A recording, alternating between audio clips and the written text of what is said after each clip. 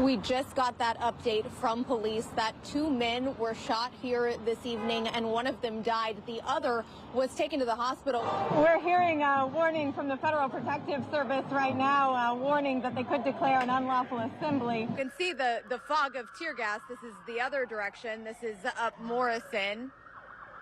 And really every corner we turn, it's either tear gas or police cars, tear gas or police cars. A lot of police officers that just arrived on a riot van. We're right here on Broadway in Washington, and there is a standoff of sorts happening. It sounds like my photographer can see zooming in that someone's in handcuffs, so we're keeping an eye on that. But then just across the field from where she lives, this is the house that her father-in-law had built. You can see it's just been reduced to rubble. It's just tree branches, tree limbs, in addition to all of this packed snow. That's because the snow is so heavy and it's sticking around. And this will give you a good idea. Look at the roof here on this motel. The snow is just sliding right off, barely hanging over. We're just waiting for that to fall. And they have this pile of hundreds of trees ready to be put out as the other ones sell, but they expect this weekend to be so busy that they'll go through these too. This will be the biggest crowd that we'll have here all season long, and what a welcome home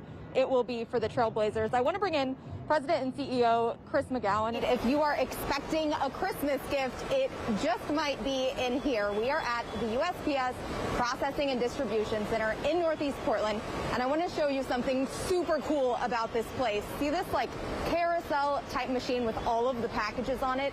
It is one of only 2 of its kind in the entire country. It processes about 25,000 packages an hour. Well, there's still a couple hundred people out here under what's believed to be the mayor's condo complex. This is between 9th and 10th on Gleason. And we did see some of those protesters sitting inside the mayor's lobby earlier tonight. It looks like they've all left. They were demanding a conversation with the mayor, wanting him to resign and wanting the abolishment of Portland police within a few years. A block party of sorts just outside the mayor's condo building, but with a serious message. I think every time another murder happens by police, it gets me motivated to be on the street again. And in the building lobby, some of the demonstrators sitting in protest. They shared with us a list of demands, including cutting the PPB budget in half by next year, abolishing the police bureau the year after, reinvesting the money into communities of color, and for the mayor to resign. It could be a few years process, but it can be done, and I think he needs to make a commitment to actually do it. Do you think this is what it takes? I think it may take more. I don't know, but this is where we're at as far as trying. At the same time this was happening, President Donald Trump tweeted, if the incompetent mayor of Portland, Ted Wheeler, doesn't get control of his city and stop the anarchists, agitators, rioters, and looters causing great danger to innocent people, we will go in and take care of matters the way they should have been taken care of 100 days ago. We could take care of Portland in 45 minutes if that governor, if that mayor would call and say, please send in the National Guard. But in a letter sent to the president Friday, Mayor Ted Wheeler says, quote, on behalf of the city of Portland, no thanks. We don't need your politics of division and demagoguery. He goes on to say there is no place for looting, arson, or vandalism in our city, and those who commit criminal acts will be apprehended and prosecuted under the law. He mentions that tens of thousands of Portlanders have peacefully protested and marched as part of the city's tradition in fighting for justice. And he says last month, when the feds were here, it made the situation far worse. We don't want any of them brutalizing us, but the feds can come back. We're not going anywhere. And the mayor met with other Portland police leaders earlier this week. His office shared a few of those details with us, including that police said that they need help from regional law enforcement. We do know that state police will be helping them out for planned demonstrations tomorrow. Live in Northwest Portland, Audrey Weil, Fox 12 Oregon. There's no winning tonight for Michael Gray. I'm going to be so sore tomorrow. The power is out at his house, and he got so bored he decided to take a drive. But then his car got stuck just feet from his front door. Again, my house is right here, but I don't want to try to get down this street. And I'm going to try to get to the curb. It's keeping him busy for now. He and the rest of his neighborhood could be without power for several days, even up to a week. Reading by candlelight gets old. Tens of thousands of people are without power, including 14,000 people in and around Eugene, according to eWeb. A spokesperson for eWeb, the local utility company, says crews are working overnight, dealing with up to 100 downed power lines.